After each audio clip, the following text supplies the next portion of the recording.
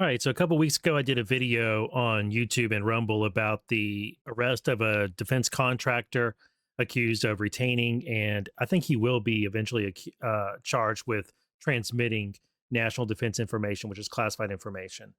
Um, and he was transmitting it to Washington Post reporter Hannah Natanson. And that video actually did pretty well on YouTube. It's my best performing video on YouTube so far. If you're not following me over there, I'm Just Human. It's at Kyle is Just Human on YouTube. I'd really appreciate the follow. Links are in the description of this show or of this episode. Um, I also have the video over on Rumble, and this time I'm going to include it in a segment of my podcast. If you don't normally listen to my podcast, I put it out on justhuman.substack.com and also on X, Rumble, and YouTube. It's long form collection and musings and commentary and document reading. So anyway, this guy Perez-Lugones, Aurelio Luis Perez-Lagones, he was arrested for taking notes at his job. He'd go into a skiff and he would take notes on a legal notepad, and he would write down a bunch of classified information, and then he would fold it up and put it in his lunchbox and take it home. Or he would take a picture of it, put it into a Word document, or copy paste the information into a Word document and print it out of the skiff. And the guy was an idiot because he didn't realize, I guess, that everything you do on the printer is tracked. And that's how they busted this guy. Is they went and looked at the files that he was printing and all the print jobs. And when you look at the print job data, they can see exactly what you print, not just that you printed it on a certain date at this time from this terminal and how many pages it was. They see what you actually printed. And so they busted this guy, raided his home, raided his vehicle, found some things, found classified documents at his house and in his vehicle. But they also went and conducted a search, a judicial authorized search on Washington Post reporter Hannah Natanson. And they seized her electronic devices. If I remember right, it was two Apple laptops, I think, and two phones and an iPad, I believe. I believe it was 5 electronic devices, or maybe it wasn't an iPad, but it was an external storage device.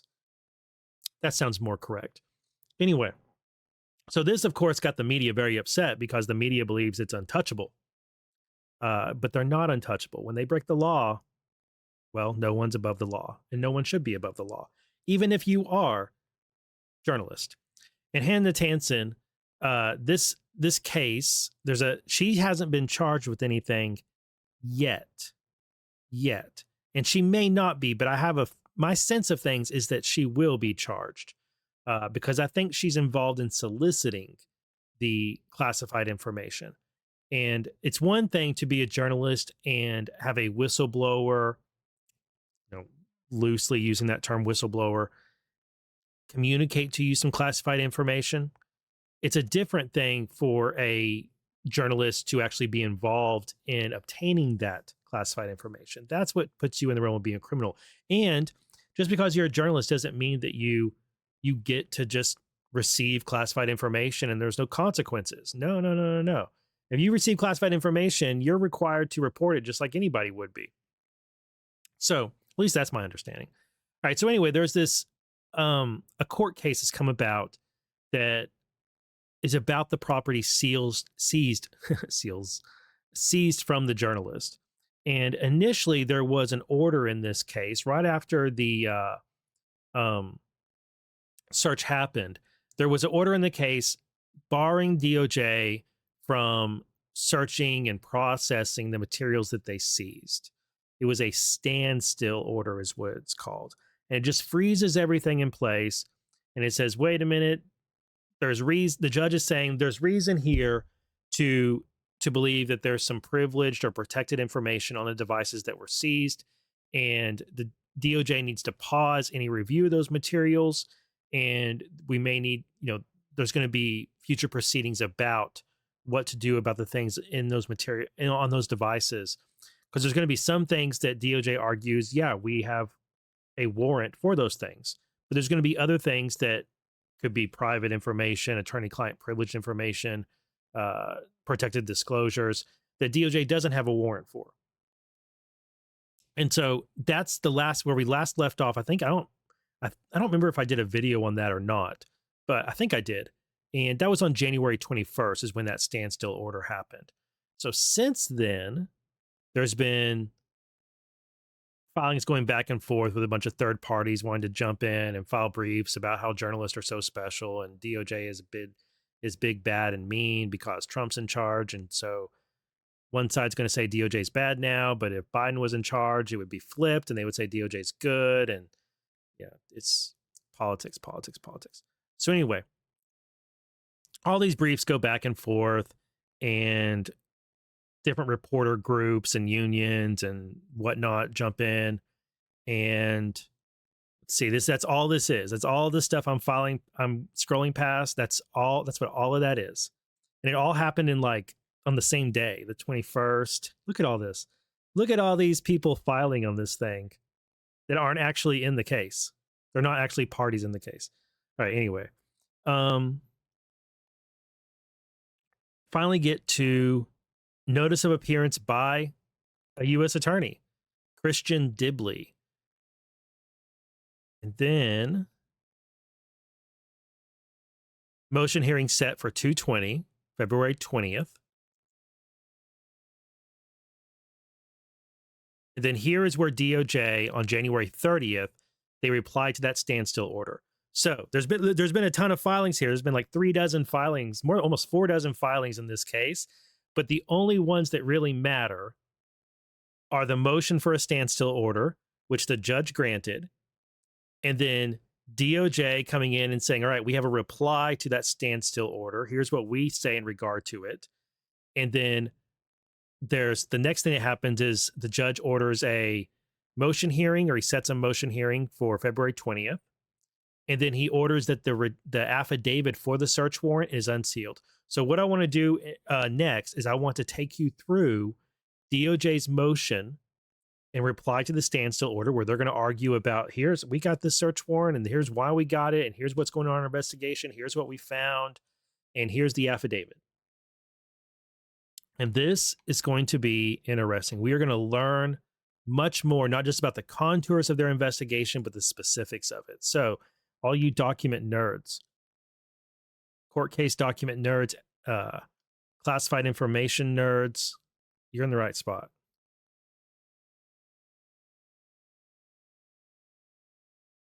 All right, so here's DOJ's reply to the standstill order, and it's a reply to the motion to return property. I should have stated that earlier.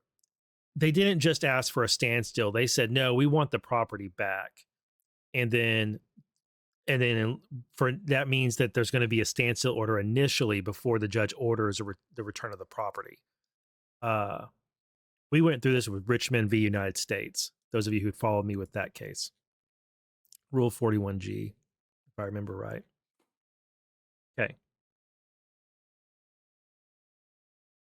It starts. Earlier this month, the government seized devices from Hannah Natanson that it has probable cause to believe contain evidence of crimes committed by a government contractor named Aurelio Perez-Lagones. That evidence includes government secrets of the most sensitive type, information that cannot be disseminated without risking exceptionally grave harm to the United States. Ms. Natanson and her employer, the Washington Post, claimed the government's seizure of this evidence violated the First Amendment and that it must be returned to them. They are wrong.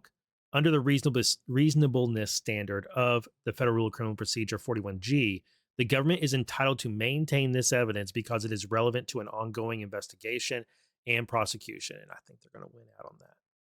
In addition, the government cannot be reasonably required to hand over to movements devices that the government has probable cause to believe contain its own highly classified information.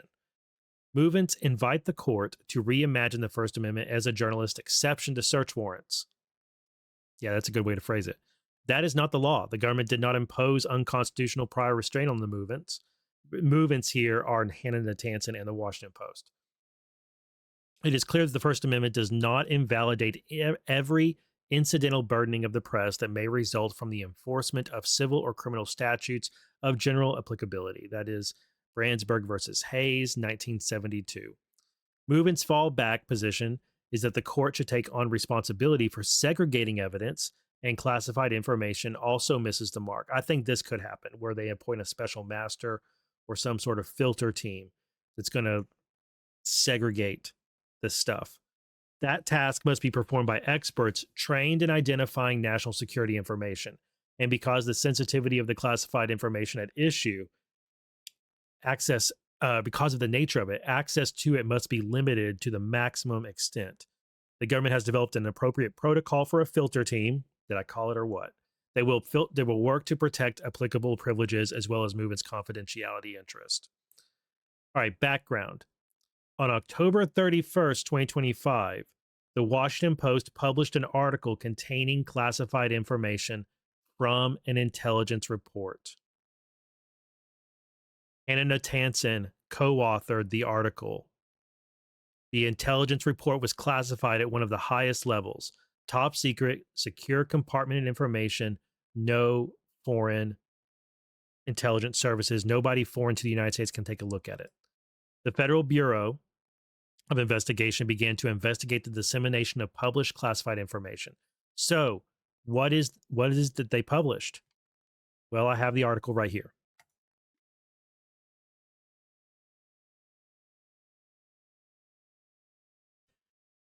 As U.S. ramps up the pressure, Venezuela pleads with Moscow for help. October 31st, Washington Post, written by Anthony Fayola, Hannah Natanson, Mary Ilyushina, and Ana Vanessa Herrero.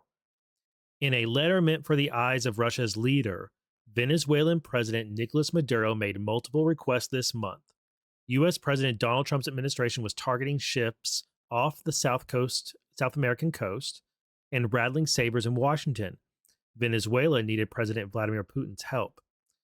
The ask included overhauls of defensive radars, military aircraft repairs, and potentially missiles, according to internal U.S. government documents obtained by the Washington Post.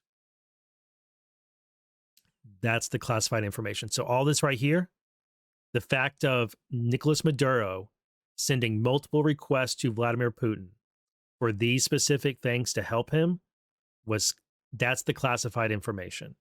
There's more.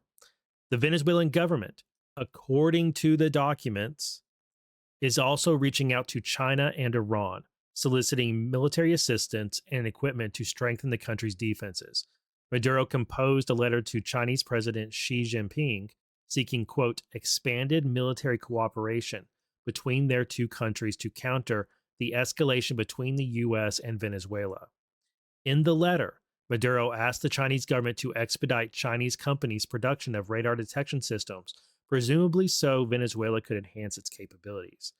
The documents, the stolen classified documents, say Transport Minister Ramon Celestino Velasquez also recently coordinated a shipment of military equipment and drones from Iran while planning to visit to that country. Might that be the stuff that was suspected of being on the Bella 1? I wonder. He told an Iranian official that Venezuela was in need of passive detection equipment, GPS scramblers, and almost certainly drones with a 1,000-kilometer range, the documents state. It's unclear from the documents how China and Iran responded, but Russia remains the primary lifeline for Maduro. On Sunday, an Ilyushin Il-76, one of Russian aircraft sanctioned in 2023 by the United States for participating in the arms trade and transporting mercenaries, arrived in Caracas, Venezuela's capital, after a circuitous route over Africa to avoid Western airspace, according to flight radar. The Kremlin declined to comment on the letter. Just a day earlier, Moscow ratified a new strategy treaty with Caracas, which ended up meaning nothing. Now, let me see if there's anything else. It gives us a little bit of back history on the two countries' cooperation. I'm looking for anything mentioning from the documents. This is according to analyst.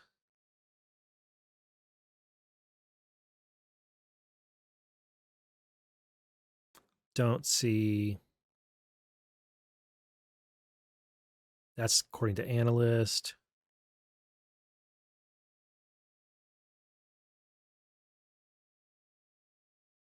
In mid-October, Velasquez, yep, this is okay. In mid-October, Velasquez, the transportation minister, traveled to Moscow for a meeting with his Russian counterpart, according to Russia's transport ministry. According to the documents obtained by the Post, he was also meant to deliver the letter from Maduro to Putin. In the letter, Maduro requested that the Russians help boost his country's air defenses, including restoring several Russian Sukhoi Su-20 Mark II aircraft previously purchased by Venezuela. Maduro also asked for assistance overhauling 8 engines and 5 radars in Russia, acquiring 14 sets of what were believed to be Russian missiles, as well as unspecified logistical support, according to the documents. Maduro emphasized that Russian-made Sukhoi fighters, quote, represented the most important deterrent the Venezuelan national government had when facing the threat of war, according to U.S. records. According to the U.S. records.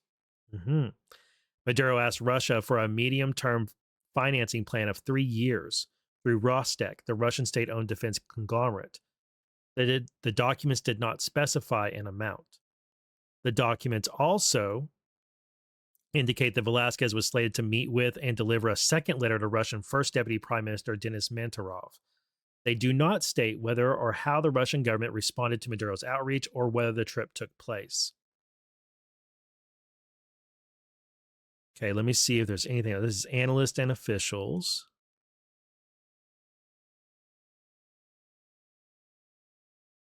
Anything else? Some observers. Public signaling.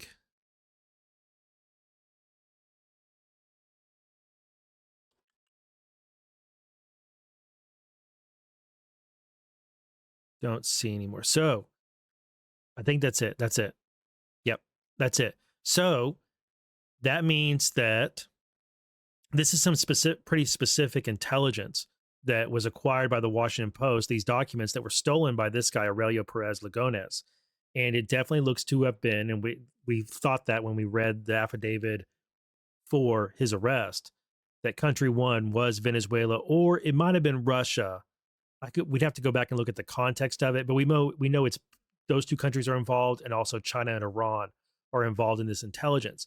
And what they could learn from this leak of classified intelligence is that somehow the U.S. was aware of this letter.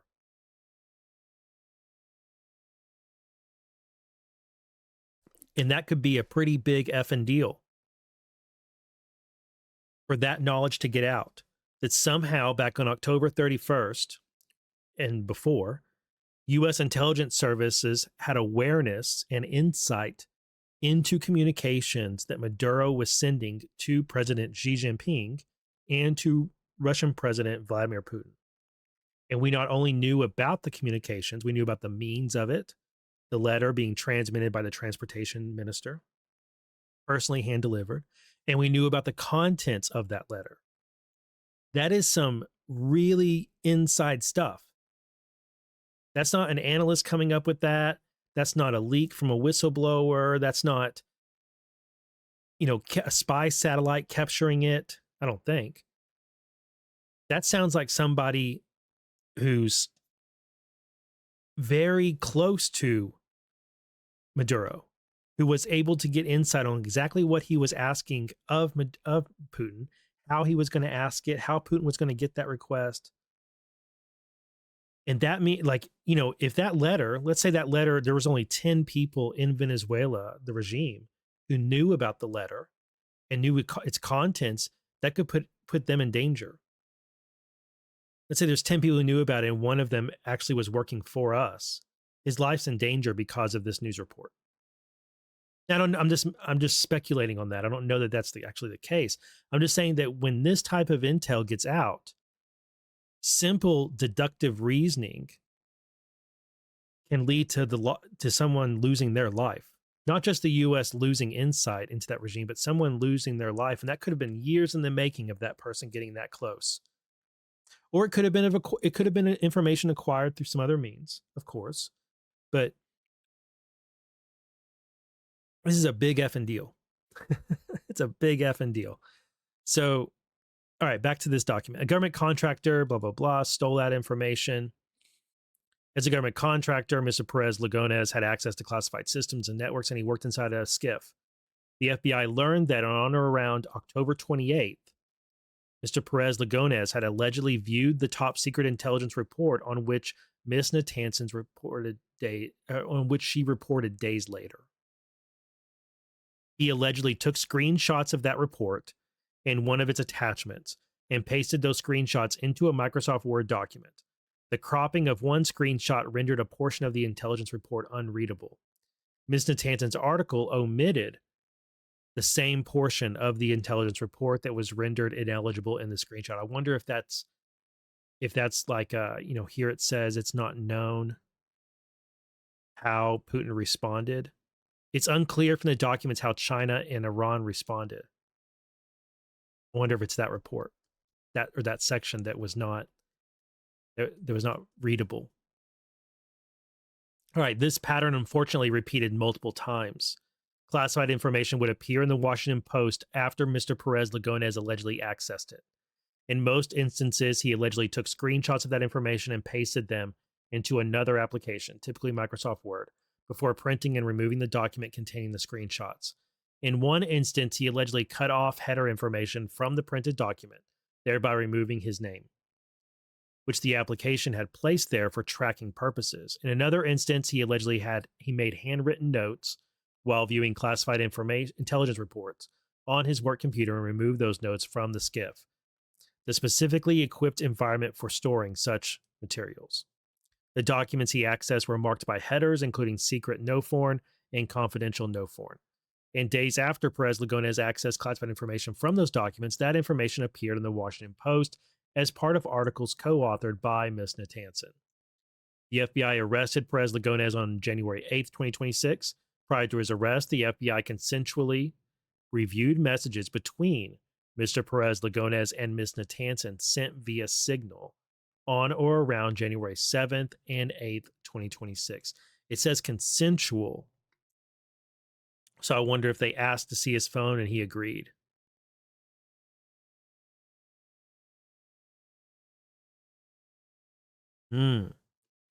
Signal is a messaging app that provides end-to-end encryption, allows users to create custom time frame in which messages disappear or delete. The messages discuss the classification level of certain documents. And set forth details about which U.S. government agencies have produced different reports and explained how certain documents would be referenced in forthcoming news articles. So there's coordination. This is why I think she's going to get charged. There's coordination between her and this defense contractor. I don't know. I don't know that she's going to be, but I think there's a really strong possibility she will be. The review of his device also revealed that Perez-Lagones had sent audio messages to Natanson providing additional details about the information that he had transmitted and photographs of the documents that had been the source of the classified information in the Washington Post. After transmitting one such document, Perez-Lagones wrote, quote, "I'm going quiet for a bit just to see if anyone starts asking questions." Around this same time, the FBI located, pursuant to a court-authorized search, a hard copy printout of a secret no foreign document in Perez-Lagones' lunchbox. See, I told you earlier, it was in his lunchbox. The header was removed from that printout, but agents later found it in a trash can at Perez-Lagones' workplace. Perez-Lagones was charged by complaint with unlawful retention of national defense information in violation of 18 U.S.C. 793E. And on January 22nd, a federal grand jury in the District of Maryland indicted Perez-Lagones for 5 counts of unlawfully transmitting and 1 count of unlawfully retaining national defense information in violation of 18 U.S.C. 793E. Did I missed that. What the word? I missed this. It's not here. Oh, this is the magistrate case. Ooh. I have missed a trick here. I mean, not a trick, but I missed this, him being indicted. Hell yeah. Hell yeah, I knew there would be more charges for him. I'm happy to see I was correct about that. That's the magistrate case. Here's the criminal case. Here's the complaint. Okay. I'm going to add that for my upcoming letter, Just Cases newsletter coming out soon, where I track cases like this, justhuman.substack.com. If you want to keep track of all these cases with me, I give you a short, I give you a nice brief, a nice section that's just like, I don't know, 200, 300 words on each case. Sweet. So we have an indictment right here.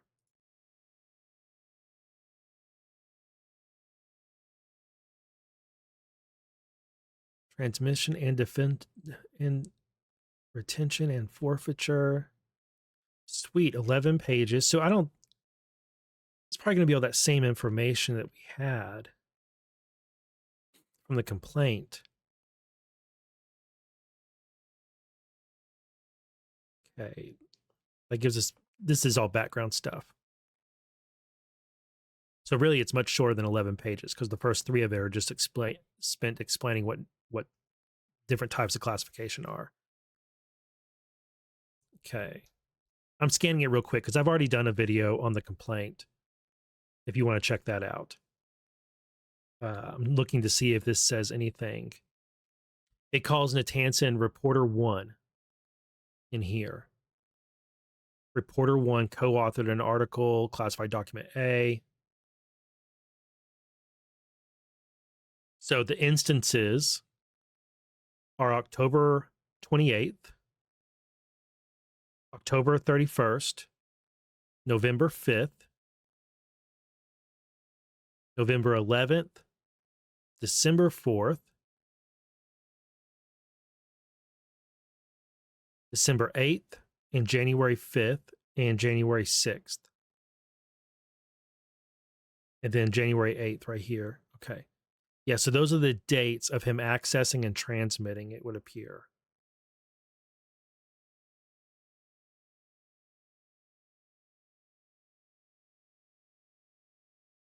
Ooh, look, we got some screenshots. The search also revealed Perez-Lugones had transmitted photographs of classified documents, including classified document D and E, to Reporter 1 on or about January 8th. After transmitting one such document, Perez-Lugones wrote, "I'm just going quiet for a bit." So that's the section we were talking about. And look, you have it right here. I'm going quiet for a bit. There's the document.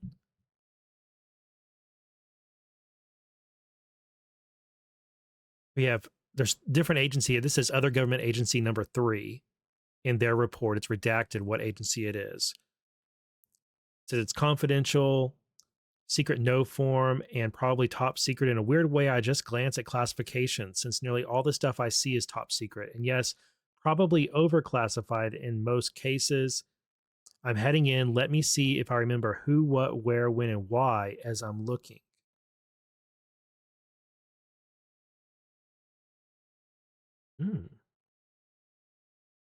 Who gave you the who, what, where, when, and why?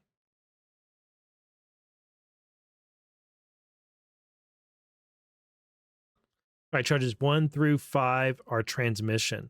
So he's being charged with giving her sent to Reporter 1 these documents. There's 5 of them, A through E. And then count 6 is retention.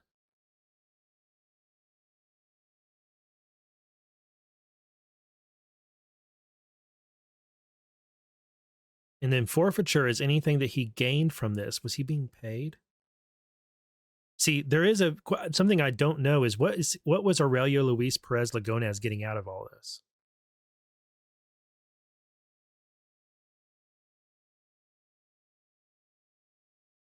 What was his motivation for committing these crimes?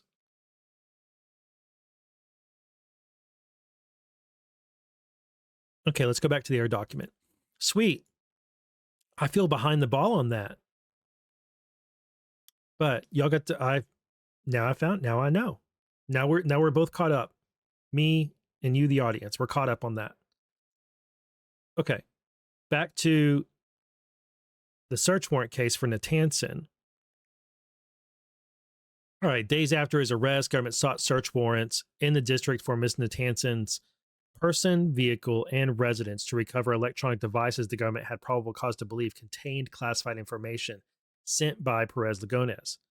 This court issued those search warrants. Attachment B to the warrant for Ms. Natanson's residence authorized investigators to seize all digital devices, other electronic storage media, or components of either identified during the searches and are reasonably believed to be used by Natanson, including her mobile phone. Those authorized searches were limited to all records and information, including classified or national defense information, constituting records received from or relating to Aurelio Luis Perez-Lagones as evidence of violations of 18 U.S.C. 793, retention of national defense information. All right, the warrant also directed the investigators to use reasonable methods and procedures to locate information responsive to the warrant while minimizing the review of information not within the list of items.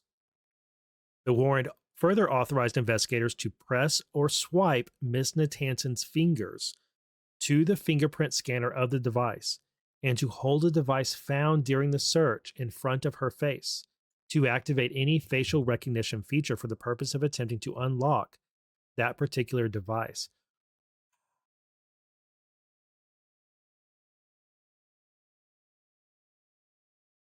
Okay.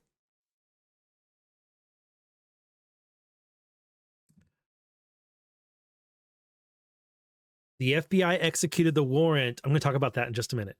The FBI executed the warrant on January 14th. Prior to entering the premises, the agents announced themselves. They asked Ms. Natanson what electronics she had and advised her that though she was not compelled to provide her passcodes, the FBI could use her biometrics to open any devices. She stated that she had only a laptop and cell phone upstairs and that she did not use biometrics on her devices. In the upstairs of the house, investigators located a powered-off silver MacBook Pro with a black case, an Apple iPhone 13, a handy branded audio recording device. That's the other device I couldn't remember earlier. It was a handheld recorder, and a Seagate portable hard drive. So no iPad. These are the other devices I was thinking of. Investigators seized these devices. The iPhone was found powered on and charging, and its display noted that the phone was in lockdown mode. Investigators also seized Ms. Natanson's Garmin watch as an electronic device covered by the search warrant. Investigators then discovered another silver MacBook Pro, this time without a case, inside a red backpack in the kitchen.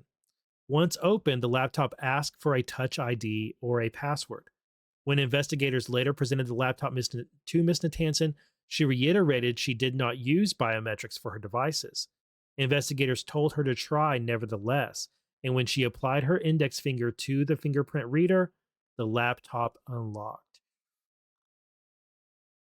This computer is referenced as the work MacBook Pro. Ms. Natanson, that's a 1001 charge. Okay, so I think that we might see Natanson charged with lying to the FBI. 1. And 2, retention of national defense information, possibly conspiracy to acquire national defense information. Don't know for sure yet. And I think the FBI, I think DOJ, they really need to have a very strong case if they're going to bring that. If they're going to charge her, it's going to cause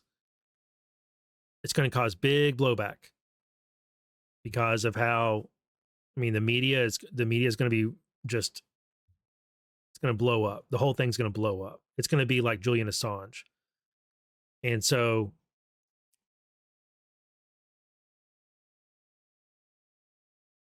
it's going to be a big deal. So they really need to have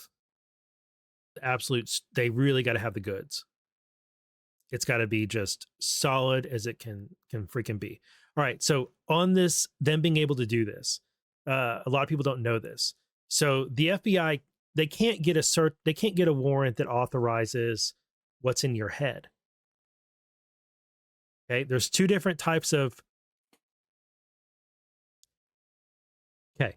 So the FBI or law enforcement period, they can get judicial authorization to use your biometrics, just like they can get judicial authorization for your blood, for your fingerprints, for your retina scan, because that's something you have.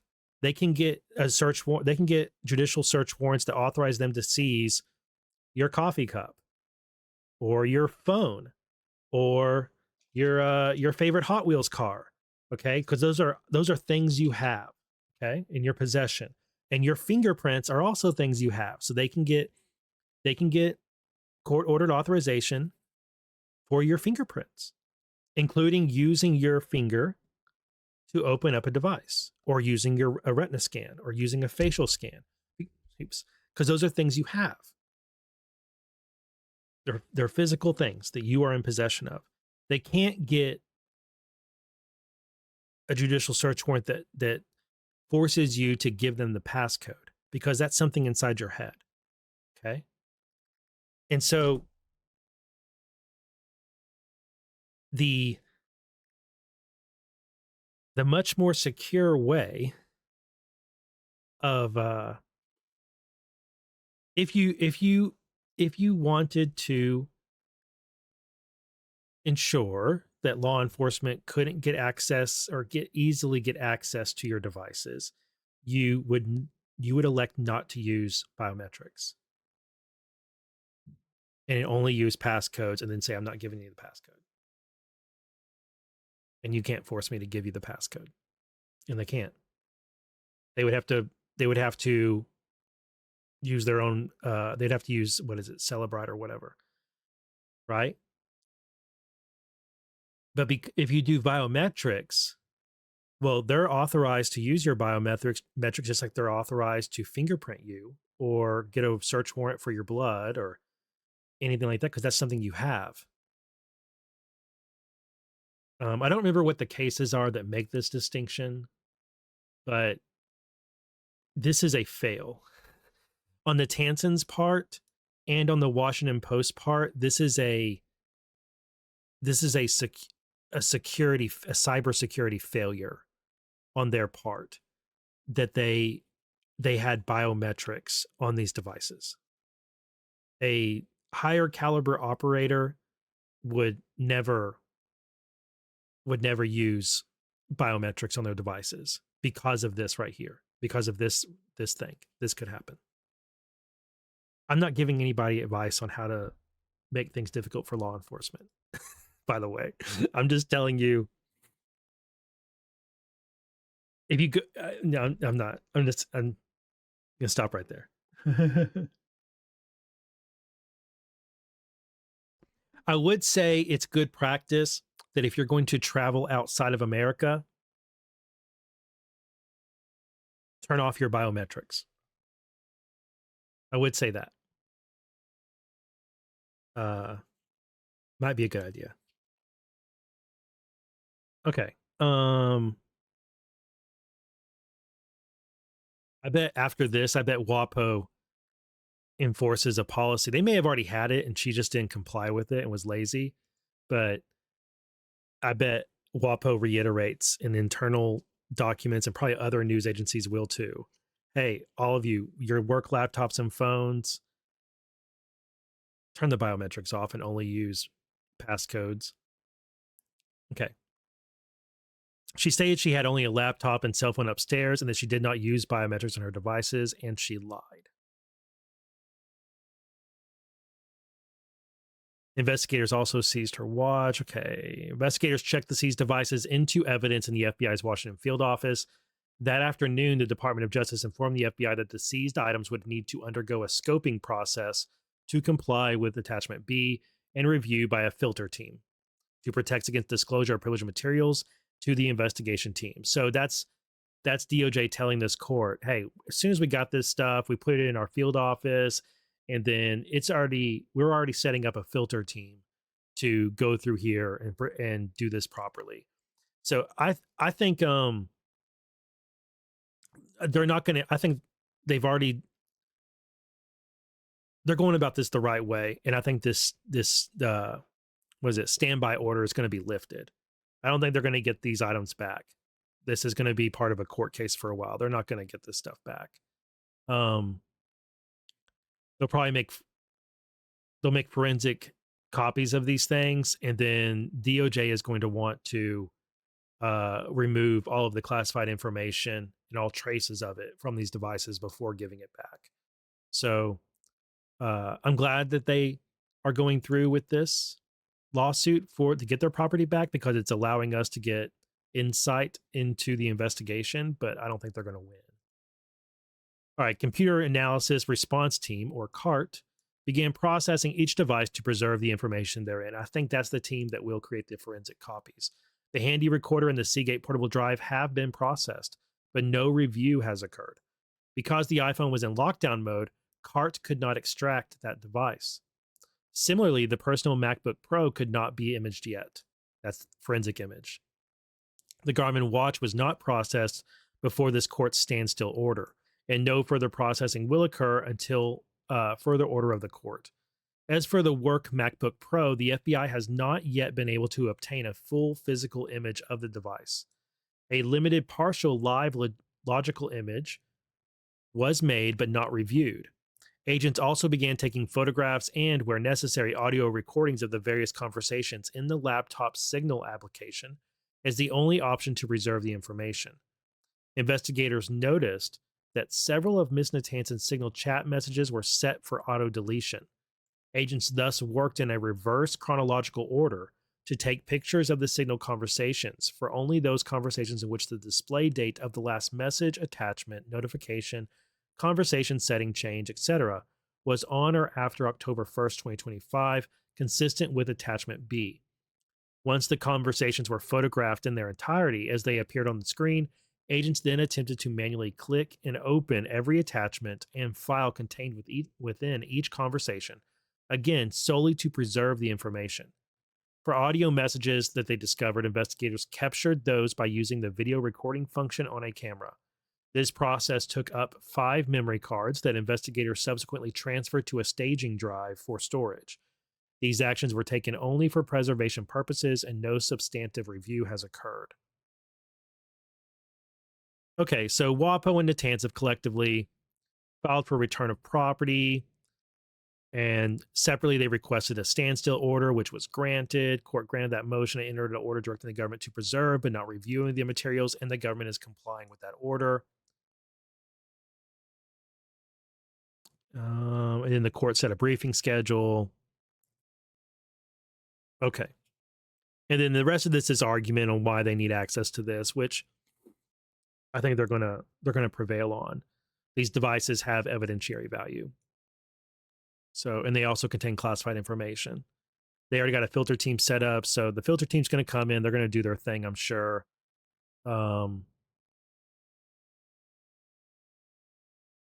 If they're ever going to get this stuff, I think if they're going to get all these devices back, it's going to be way down the road. Okay. Here's the declaration that was filed along with that motion, and this is from FBI Assistant Director Roman Rosavsky. Okay. Gives his information here. I'm responsible, among other things, for directing the conduct of FBI counterintelligence and espionage investigations. He's the Assistant Director of the Counterintelligence and Espionage Division. In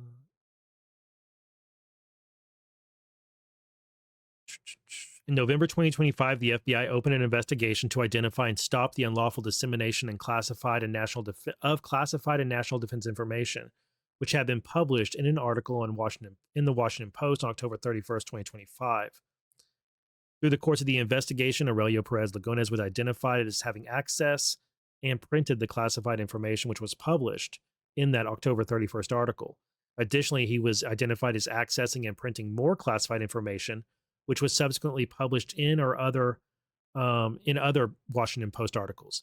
Hannah Natanson was the only reporter who authored, co-authored, or contributed to all of the relevant published articles. By the way, this says in November they opened the investigation, right? I wonder how quickly they identified Perez-Lagones, and I wonder if they let him keep operating for a little while so they could figure out who all he was giving it to. If it was just Natanson or if it was anybody else. Because it seems like, my impression is that they tracked him down pretty quick and then observed him committing these acts. And it seems like they may have allowed Hannah Natanson to publish some of those articles. Like they were. I'm sure part of it was just gathering enough evidence against Perez-Lugones, but I think they took a little bit of time with this so they could make sure and identify who all was involved. I mean, it just seems like good investigative steps, but I do think they basically let him operate for 2 months.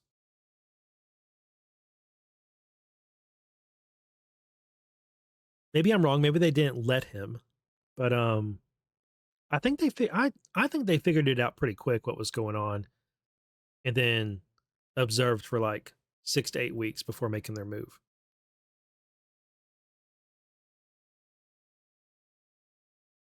All right.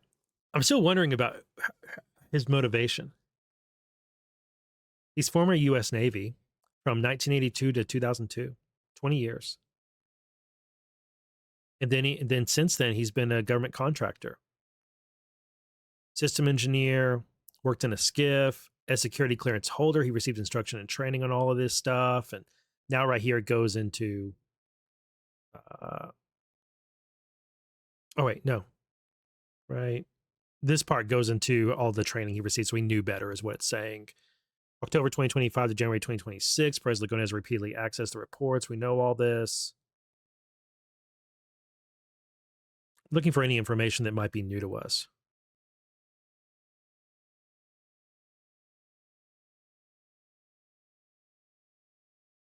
So that intelligence report had to do with the letter that Maduro sent Putin.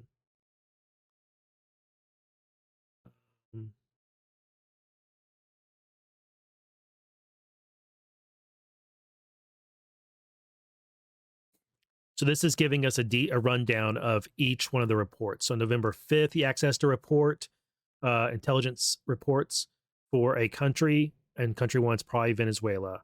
And then that became classified, that was classified document B, which then on November 11th, Natanson co-authored an article. So let me grab, I have Natanson's, here she is. I archived this. I may need to go to the Washington Post site to get page 2, though. Here we go. So we already know about the October 31st report, what article that was. That was this one that had to do with Maduro's letter to Putin, and then him reaching out to China and Iran also for assistance. Next one was November 5th. Perez-Lugones accessed classified summaries of intelligence reports related to country 1, Venezuela, we would assume. And then November 11th, Natanson co-authors an article that published portions of that classified information. So November 11th is what? This article. If Trump attacks Venezuela, these sites could become targets. Dude.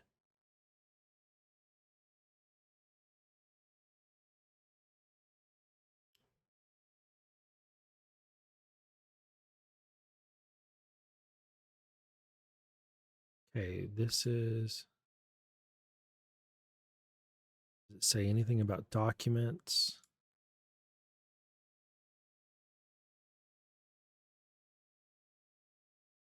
There we go.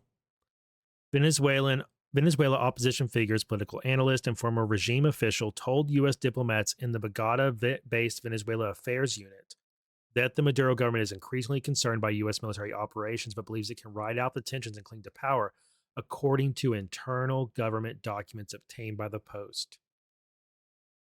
These Venezuela observers, according to the documents, largely discarded the possibility that a U.S. strike on drug trafficking sites in Venezuela could cause the military to turn against Maduro.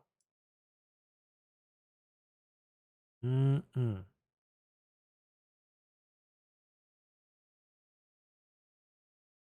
Look at this.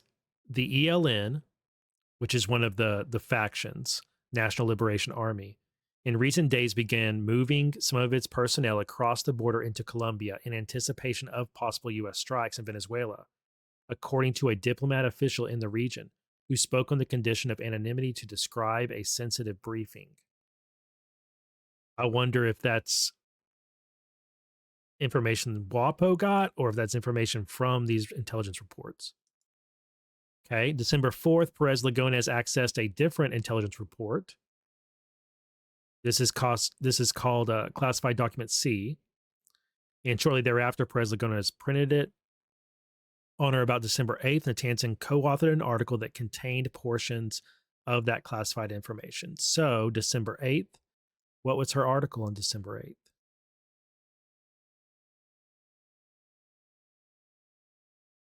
Venezuela's Maduro shaken but still standing, aims to wait out Trump.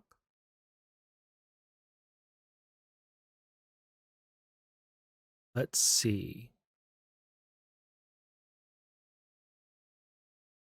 See, on some of this, she could be lying and saying, according to people, when it's actually according to this classified information she got. Let's see. I'm gonna search documents again.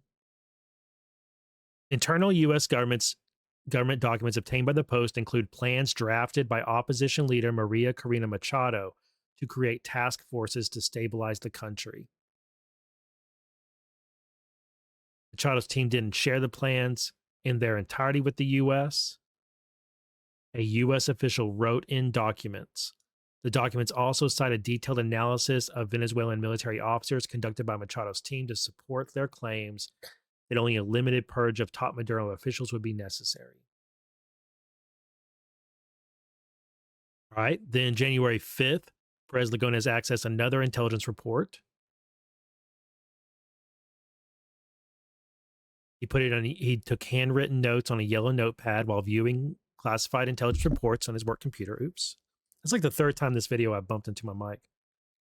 On January 6th, Natanson contributed to an article that contained some of that information. So what was her article then?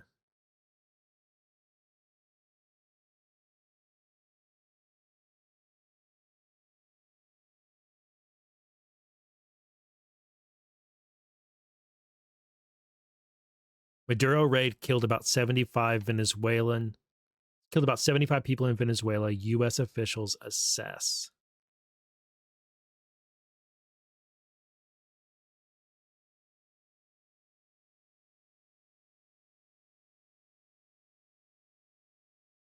Doesn't say anything about documents. It say records.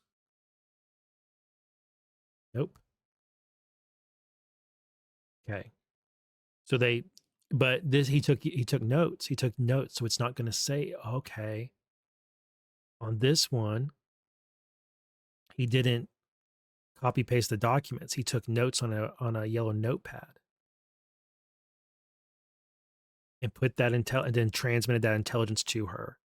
2 days later, on or about January 8th, Perez-Lugones accessed more information on Country 1. This report was classified. Document D. And then he also got more information, which is classified document E. And then he was arrested on that same day, January 8th. Okay.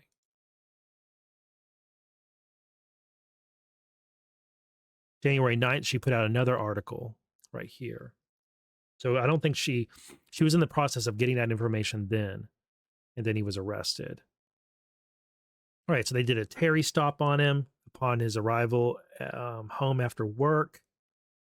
As a result of the stop, Perez-Lugones agreed to participate in a voluntary interview, consented to a search of his cell phone, and unlocked his cell phone for Aiden. So that was the consensual part we read about earlier. The FBI reviewed messages between Perez-Lugones and Natanson sent via Signal, an encrypted messaging application, on or around January 7th and 8th, 2026. The messages discussed the classification level of certain documents, set forth details about which U.S. government agencies have produced different reports, and explained how certain documents would be referenced in forthcoming news articles. So they probably were talking about, okay, don't say you got documents, say according to people familiar or people who spoke to the post on condition of anonymity. As part of these messages, Perez-Lugones also sent audio messages to Natanson where he provided additional details about the information that he had transmitted. The search also revealed that Perez-Lugones had transmitted photographs of classified documents to Natanson, including classified document D and E that he had taken on or around January 8th, the same day he was arrested. After transmitting one such document, Perez-Lugones wrote, "I'm going quiet for a bit." We saw that message earlier. Around this same time, a court-authorized search revealed a hard copy printout of classified document D with the header information removed, and it was hidden inside his lunchbox. Okay.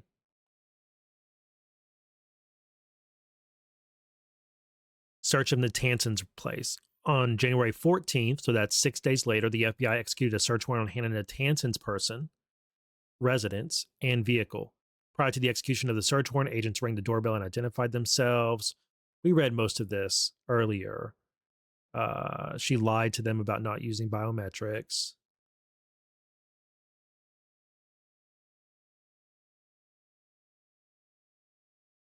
As the FBI concluded its searches, the FBI attempted to contact Natanson through her fiance's cell phone number, but it went straight to voicemail. A few minutes later, the fiance's number was called again, and Natanson answered.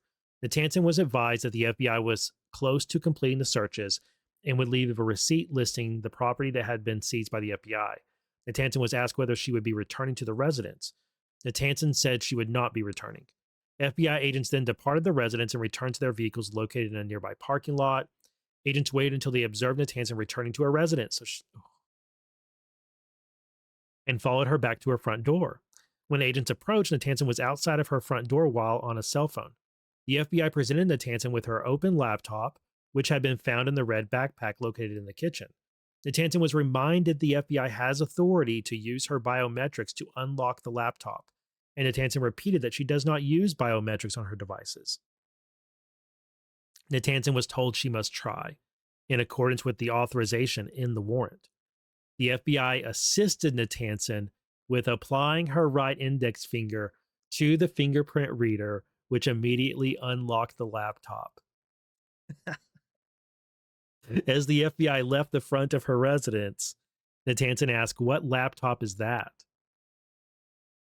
Law enforcement preservation. Okay. So they preserve these items. DOJ informed the FBI on January 14th that items seized during the execution of the Natanson warrants were required to undergo a scoping process. All right, we read about all that. Let's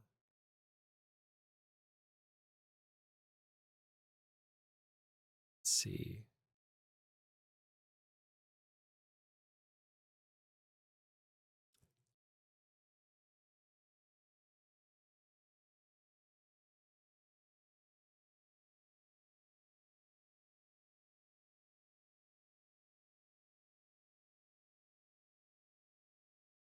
This is going all into the details of their process of processing the items.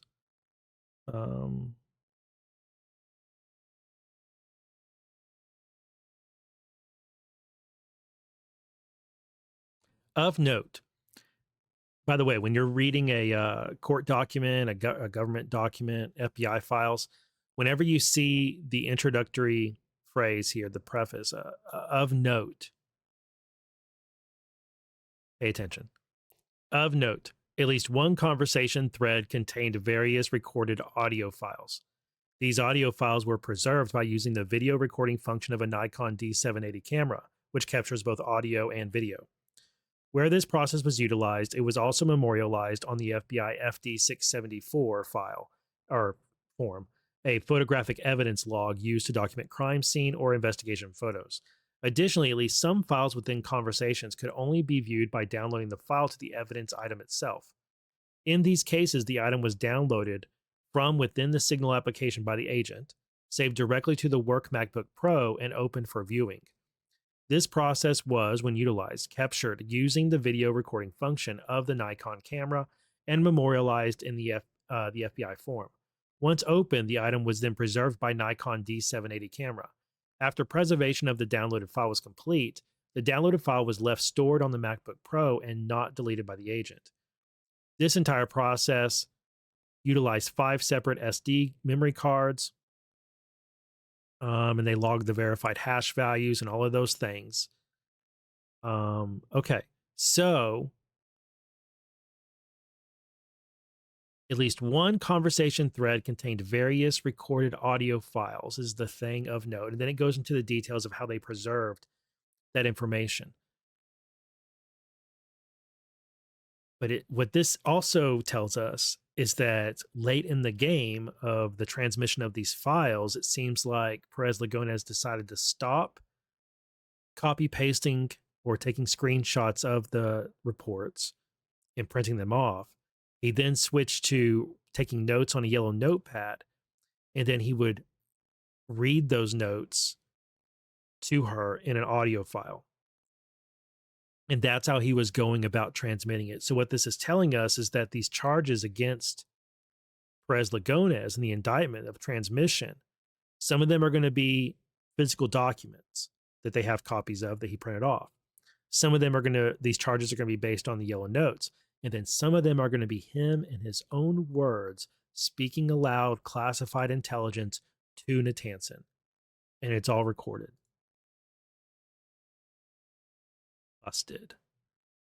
Busted. Okay, this has gone very long, but I'm having fun with it. I don't know that we need to read it, but maybe we do. This is a affidavit in support of a search warrant. And this is for Natanson, I believe. Yes, it is. So we're going to scan through it's 35 pages long. And I think a lot of it we already know, but let's scan through it and see if we can find anything new. Okay, it starts off. This is Matthew T. Johnson of the FBI. And he works in the Counterintelligence Division. The search warrant is for her residence, her vehicle, and her person. And it's for evidence of violations of 18 U.S.C. 793, which is gathering, transmitting, or losing national defense information. Recounts Aurelio Luis Perez-Lagones being arrested on January 8th. It says, as described below, there is probable cause to believe that Perez-Lugones removed classified national defense information from his workplace and transmitted the same on multiple occasions to Natanson. These warrants seek authorization from the court to seize Natanson's electronics. The facts in this affidavit are my own personal observations. Let's see. Okay, scan that. All right, here's all the stuff about this is what classified information is and how it works, an executive order. Right. This recounts his Perez-Lugones being arrested. We're already aware of all that information. It goes through each time that he transmitted classified information to her. Then his arrest. During a search of his phone, Perez-Lugones' mobile phone, the FBI observed that signal application was being used to communicate with Natanson. And they found evidence there of him sending photographed signal messages between Perez-Lugones and Natanson, and know that the messages were set to auto-delete after 1 day. Those messages discussed classified information. You know, one of the things that may have delayed them making an arrest on him was maybe they suspected he was using Signal, and they really needed to arrest him on a day in which he was in communication with the person he was transmitting the information to, who they knew was Natanson, because they knew about the articles that she had been writing, you know? So perhaps the reason the arrest didn't take place until January 8th, as opposed to it taking place like pretty quickly after he was identified, is they wanted it to be a day where he acquired national defense information from the SCIF and then immediately transmitted it to her via Signal so that they could have that moment right there where they could document these signal messages before they auto-deleted.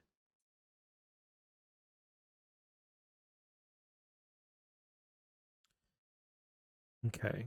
The FBI did not identify any other documents containing classified information on his phone, suggesting that Perez-Lugones had deleted any messages or files previously sent to Natanson.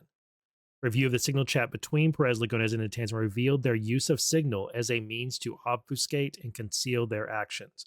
It also revealed Natanson's knowledge of the classified nature of the information she was receiving as well, as her direct request for specific follow-up information related to the classified reporting Perez-Lugones was providing. Guys, she's getting indicted. She's getting indicted. It's going to happen. You can't. That right there is the strongest thing I've seen yet, pointing to her being in a conspiracy with this guy to get it. It's like I said earlier, it's one thing for a whistleblower to come out of the government and say, I have this information and I want to speak to the media about it. I want to disclose this. It's different. And there's protected disclosures. But when a journalist or anyone is requesting of someone, is soliciting classified information from someone, that's a crime. She's going to get charged with either conspiracy to violate 18 USC 793 or solicitation of classified information. Something, I don't know the exact statute it's going to be, but she's going to get charged. Yep.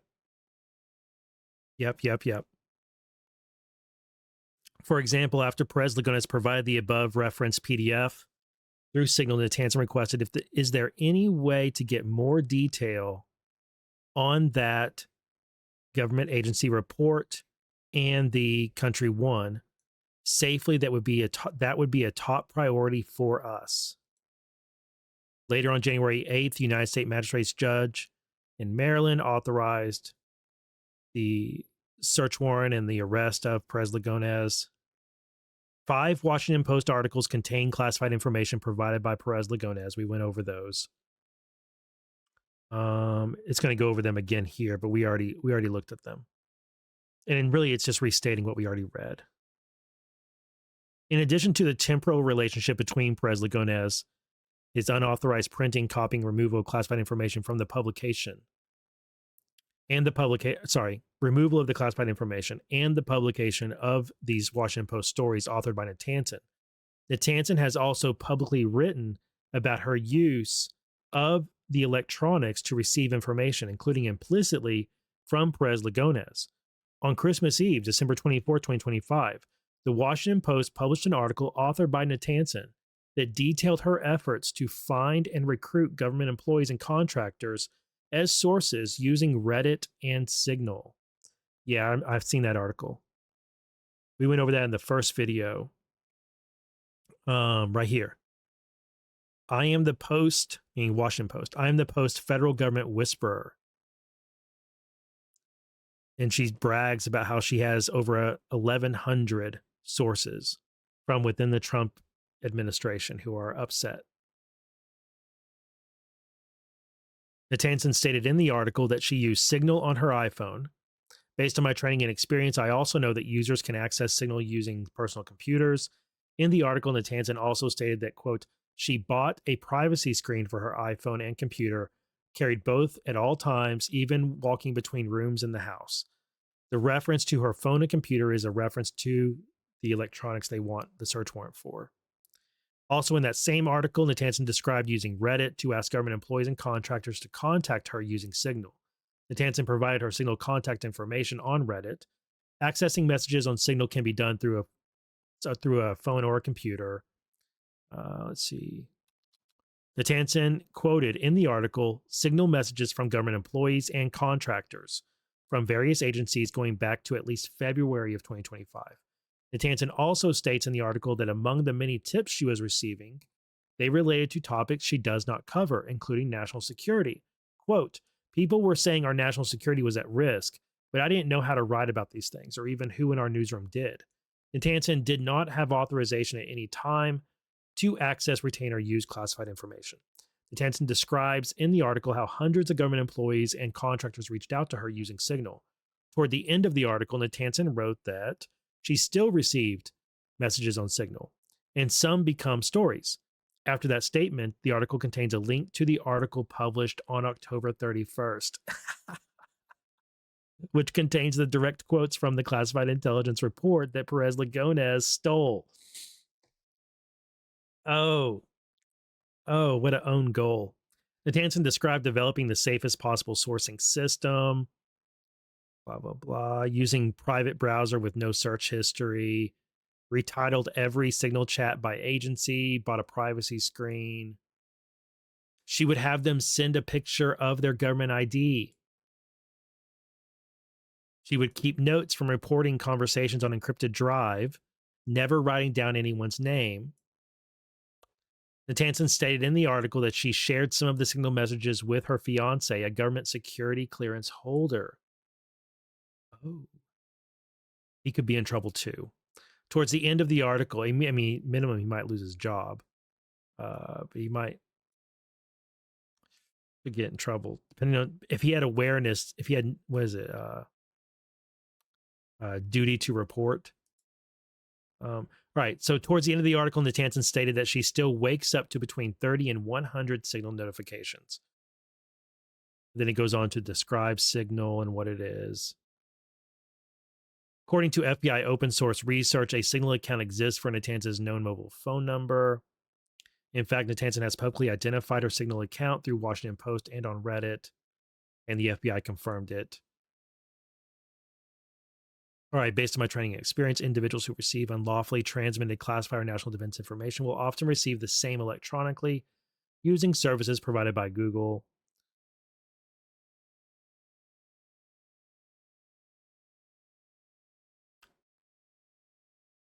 Alternatively, my training experience has included witnessing or learning of hand delivery of paper documents by individuals who are involved in unlawful transmission of classified information. From December 12th through January 8th, the FBI maintained physical surveillance of Perez-Lugones to observe any potential in-person meetings between Perez-Lugones and Natanson.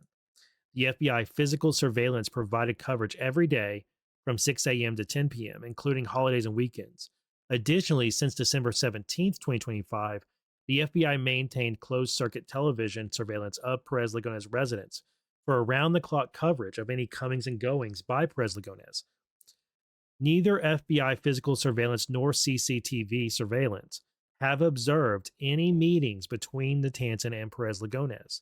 Hence, it is my professional assessment that Perez-Lugones transmitted classified information to Natanson exclusively via electronic means. The FBI believes that Natanson is using Signal to receive the content of the original classified and sensitive reports from Perez-Lugones. The FBI further believes that evidence of Perez-Lugones' authorized gathering, retention, and transmission of classified and national defense information will be found on Natanson's electronic devices. Okay.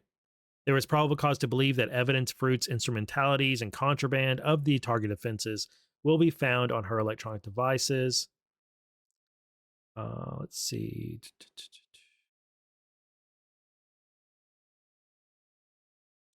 At approximately 8:40 a.m. yesterday, the FBI observed Natanson using an Apple iPhone while walking from her residence to the King Street Metro station.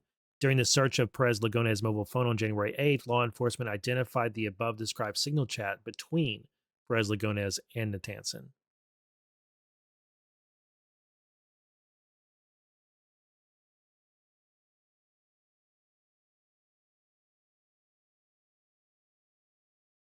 In light of the arrest of Perez-Lugones, the government anticipates disclosing in discovery specific information about his transmission of classified information to Natanson before the impending discovery deadline later this month. Therefore, the fact that classified information will likely be present on any devices belonging to Natanson, to be found on her person, residence, or in her vehicle, may become public information. Moreover, if Natanson were to become aware of the government's investigation and gain knowledge of this matter, she may attempt to create additional copies or backups of the information or share the information with associates, which can further exacerbate the risk of foreign adversaries or criminals obtaining the classified information. Okay. Here's the section where it talks about unlocking biometrically secured devices and that they want a warrant that they can do that. They seek authority to be able to do that. Um, it also goes into different ways that people could access or before this section it went through all the different ways that people could store information on their devices, different types of memory. Um, I'm looking to see if they had observed her unlocking her devices.